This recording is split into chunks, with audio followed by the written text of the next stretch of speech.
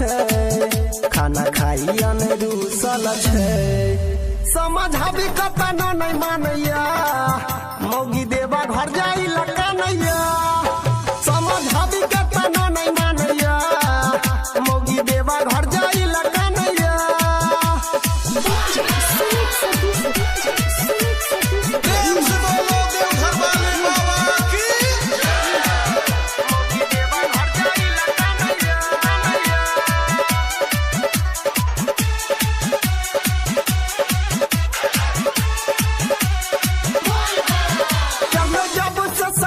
हमरा के नहीं तंग करे पाँव पकड़ के निहोरा गमछा बांधे हमरा माथे कहे चलू पिया साथे कांवर कीन दिया ना जोरा जोरा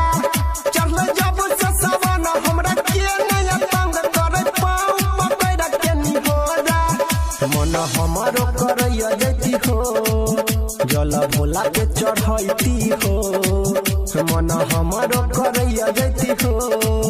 जला बाबा पे चढ़ती हो बाकी छछन के मन रहैया मौगी देवा घर जाई लकानैया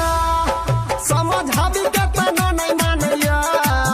मौगी देवा घर जाई लकानैया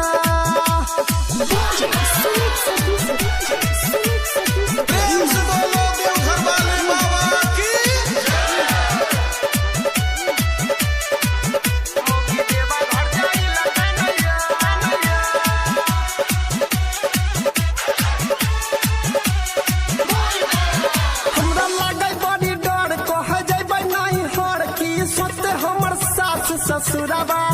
नैया घर में धान कोना करैबै दर्शन दुख बुझे न चढ़लै कोन कसुराबा हमरा लागै बड़ी डर कह जइबै नहीं हर की सोते हमर सास ससुराबा निक लागे नैया एकर बिहेव मेला केना के घुमैबै खाली जेब हो निक लागे नैया एकर बिहेव मेला कोना के घुमैबै खाली जेब होई है देखी देखी लोग हंसैया मौगी देवा घर जाई लकानैया समझाबी के तना नहीं मानैया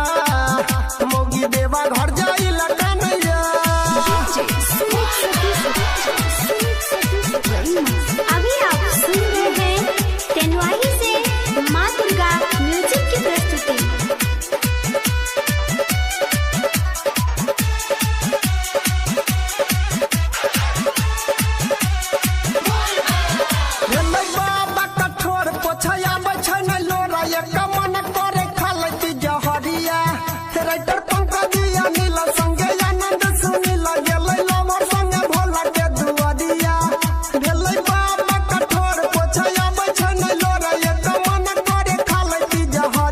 जेबा में रुपैया हो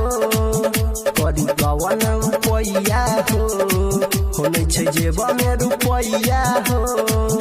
करी कवन रुपैया हो टेंशन से कपार बथैया मौगी